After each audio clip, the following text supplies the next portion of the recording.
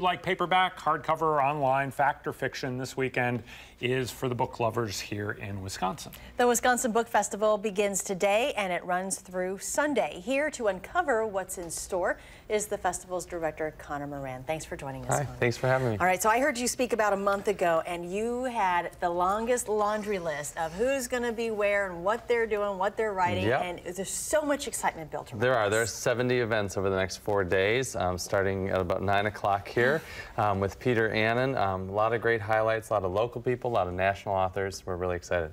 How do you select for this? Well, I mean, that's the challenge. That's the question, yeah. We have a bunch of different ways that we do it. We get proposals from authors and publicists. We reach out to publishers. We work with speakers agents. We have people that we have in mind. But is there a vision that you have for the book festival that you'd like to see at the end of the festival? You'd say, we've accomplished what we wanted to if we have what?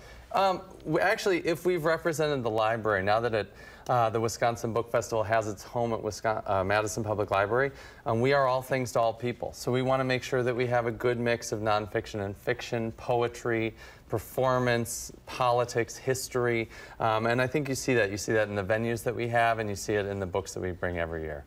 Talk about what this has done. I mean, this has been going on for years. What this has gone to bring really, it's elevated it to a whole other level. It really has. I think a couple of things. One, having a permanent home at Madison Public Library has really changed that for us. We have a place we can do events year-round, and being open to publishers year-round has really raised the level of the people that we can get, because we don't have to just fit them into one 4-day, you know, weekend, but then also having that kind of backing and the mouthpiece of Madison Public Library for people to say, oh, I know that, I'm looking at what the library's already doing, and being able to bring great people and bring great audience. We've really seen the audience show up, and that's made all the difference.